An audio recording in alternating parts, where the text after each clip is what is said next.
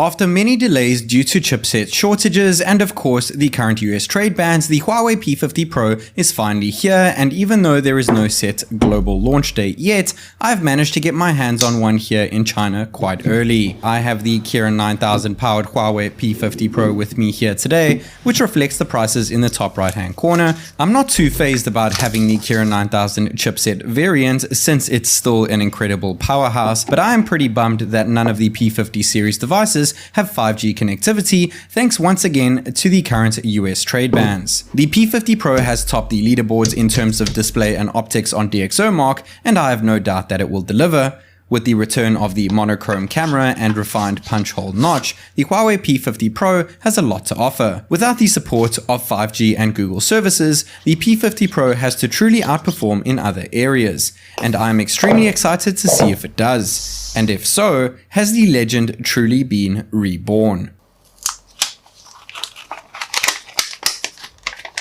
The Huawei P50 Pro comes in 4 different color variants. You can pick it up in pearl white, charm pink, golden black, or the version that I have, which is indeed cocoa gold. It looks absolutely phenomenal and shimmers from all different angles. This one doesn't change color on different angles, but it does shimmer in the light quite a fair bit and has quite a bit of reflections coming off of it. Slap on that cheap cover that you get in the box, which is indeed silicone. It takes away some of its flair, but it's good to have on day one. Though the back is absolutely phenomenally stylish, I must say that that camera module looks a tad bit like a stove. We have a 4360 mAh battery under the hood with 66 watt wide charging and 50 watt wireless charging, a Kirin 9000 CPU with a max clock speed of 3.13 GHz, LPDDR5 RAM, UFS 3.1 storage, IP68 dust and water resistance, 4G unfortunately, Wi-Fi 6, Bluetooth 5.2, and of course NFC. Unfortunately, no Gorilla Glass this time round thanks to US sanctions once again, though we do have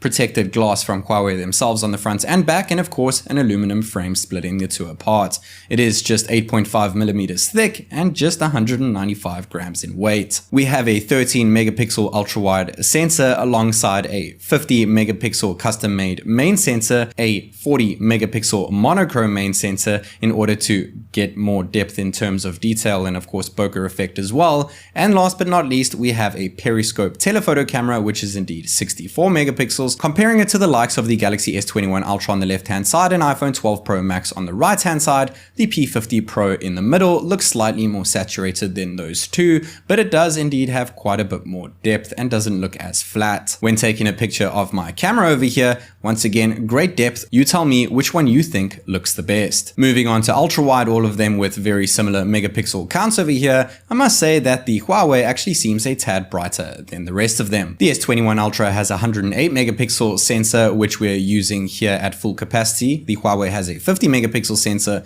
once again using at the max megapixel count in this photo, and the iPhone is sticking to 12 megapixels since there is no option for pixel binning. When binning down the shots, the Samsung drops down to 12 megapixels but bins 9 to 1 times, and the Huawei drops 4 to 1 times down to 12.5 megapixels. Once again, the iPhone cannot be pixel binned down. You get a slight haze effect when looking at the clock at the center over here on the Huawei device, which is slightly apparent on the Samsung, but not apparent at all on the iPhone. The reason why I zoomed in the first shot by just 2.5 times is because the iPhone's telephoto 12 megapixel sensor kicks in at 2.5x optical zoom. The Samsung and Huawei are sitting at digital over here, which is why you can see slightly more detail on the iPhone, though I must say that the two on the left aren't doing a bad job in terms of digital zoom. Zooming in by 3 times since the Samsung's first telephoto camera kicks in at 3 times zoom, the Huawei is still sitting at digital over here, and the iPhone is using the telephoto camera but going all the way to digital zoom since it surpassed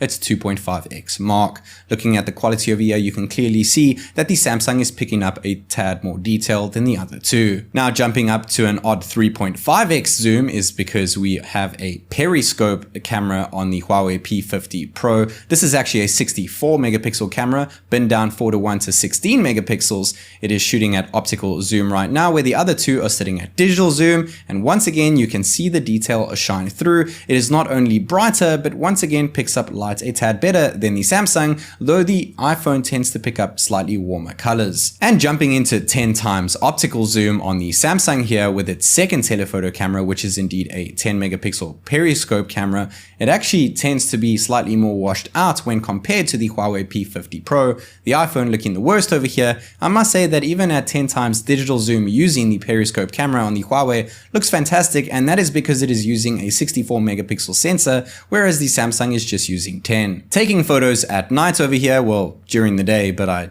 closed the door and all the curtains. The Huawei with night mode off looks like it is truly lit up. It's night and day between it and the other two devices over here, and when switching night mode on, the Huawei actually looks a tad worse than the other two and worse than its previous shot as well, where the others tend to brighten up the shot a lot more compared to their previous photos. They're just as bright as the Huawei, however they have slightly more detail than the Huawei, though the Samsung is starting to pixelate. We of course also have 4K 60fps video on all three devices here with optical image stabilization, and I must say I'm pretty darn impressed with the Huawei, but the iPhone is still the king of video. Of course, the Huawei also has a monochrome sensor, and I just had to take a picture of my PC using it. The Huawei P50 Pro is an absolute champ in the camera department, and I cannot wait to seriously deep dive into it in my full review. We have a power button on the right hand side, next to that a volume rocker. At the top we still have an infrared blaster, alongside that is the first dual stereo speaker and another one at the bottom of the phone. We have a USB Type-C 3.1 port, and we do have dual SIM 4G over here, and you can expand storage up to 256 gigs. The selfie camera has switched from the top left corner being in a pill-shaped notch rather for a punch hole notch at the top center of the screen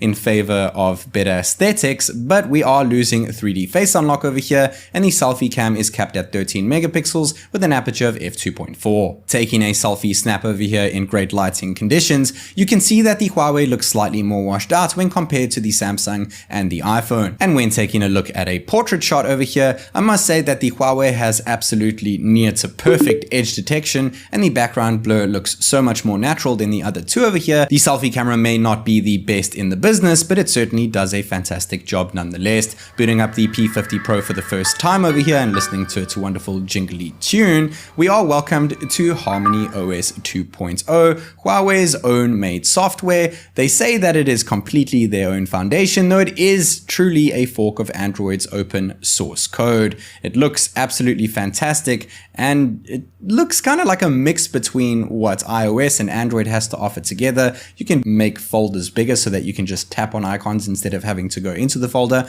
but there is no form of Google services. However, Google Board does work, and the Play Store doesn't work, of course. Chrome doesn't work. Chrome Beta doesn't work.